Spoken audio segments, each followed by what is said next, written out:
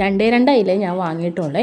ഇത് തന്നെ ഞങ്ങൾക്കിപ്പോൾ നാളത്തേക്കും ഉണ്ടാവും. നാളെ ഇപ്പോൾ ബുധനാഴ്ച ആയാലും എടുക്കത്തില്ല, മറ്റന്നത്തേക്കും ഉണ്ടാവും കേട്ടോ. അയിലനെ ഞാൻ 3 നുറുക്കിയിട്ടുണ്ട് കേട്ടോ. ഒരു അയിലന ഒരെണ്ണത്തിന് മുട്ടയും ഉണ്ടായി, പലഞ്ഞീനും ഉണ്ടായി.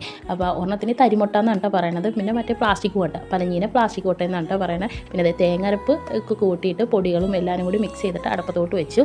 തിളച്ച് വന്നപ്പോൾ മീനും കൂടി ഇട്ട് കൊടുത്തിട്ടുണ്ട് കേട്ടോ. എന്നിട്ട് വേപ്പിലയും പച്ച വെളിച്ചെണ്ണയും ചതച്ചുള്ളിയും കൂടിയാണ് ഇട്ട് കൊടുക്കുന്നത്. എന്നിട്ട് ഗ്യാസ് ഓഫ് ചെയ്തു. ഇന്ന് താളിച്ചിട്ടില്ല, ഇന്ന് അങ്ങനെ ഇരിക്കട്ടെ എന്ന് വിചാരിച്ചു. ഇപ്പോഴാണ് ഞാൻ കഞ്ഞിക്ക് ഇട്ടേക്കുന്നത്. എന്തായാലും 2 മണിയാവാണ്ട് ചോറാവത്തില്ല കേട്ടോ.